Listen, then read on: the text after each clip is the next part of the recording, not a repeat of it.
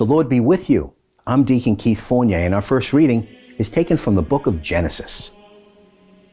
It happened sometime later that God put Abraham to the test. "Abraham, Abraham," he called. "Here I am," he replied.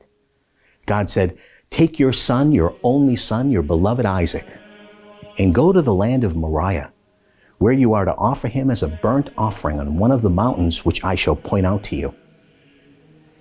When they arrived at the place which God had indicated to him, Abraham built an altar there and arranged the wood. Then he bound his son and put him on the altar, on top of the wood. Abraham stretched out his hand and took the knife to kill his son. But the angel of Yahweh called to him from heaven. "Abraham, Abraham," he said. "Here I am," he replied.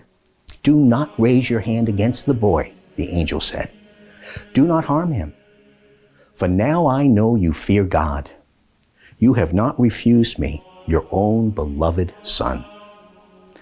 Then looking up, Abraham saw a ram caught by its horns in the bush. Abraham took the ram and offered it as a burnt offering in place of his son. The angel of Yahweh called Abraham a second time from heaven. "I swear by my own self," Yahweh declares, "that because you have done this, because you have not refused me your own beloved son, I will shower blessings on you and make your descendants as numerous as the stars of heaven and the grains of sand on the seashore. Your descendants will gain possession of the gates of their enemies. All nations on earth will bless themselves by your descendants, because you have obeyed my command." And our response is taken from Psalm 116. "My trust does not fail, even when I say I am completely wretched. Costly in Yahweh's sight is the death of his faithful. I beg you, Yahweh, I am your servant, and my mother was your servant. You have undone my fetters. I shall offer you a sacrifice of thanksgiving and call on the name of Yahweh. I shall fulfill my vows to Yahweh, witnessed by all his people, in the courts of the house of Yahweh, in your very heart, Jerusalem." And our second reading is taken from the letter of the Apostle Paul to the Romans. After saying this, what can we add?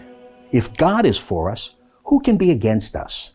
Since he did not spare his own son, but gave him up for the sake of all of us, then can we not expect that with him he will freely give us all his gifts? Who can bring any accusation against those that God has chosen? When God grants saving justice, who can condemn? Are we not sure that it is Christ Jesus who died, yes, and more, who was raised from the dead and is at God's right hand, and who is adding his plea for us? And a reading from the Holy Gospel according to St. Mark.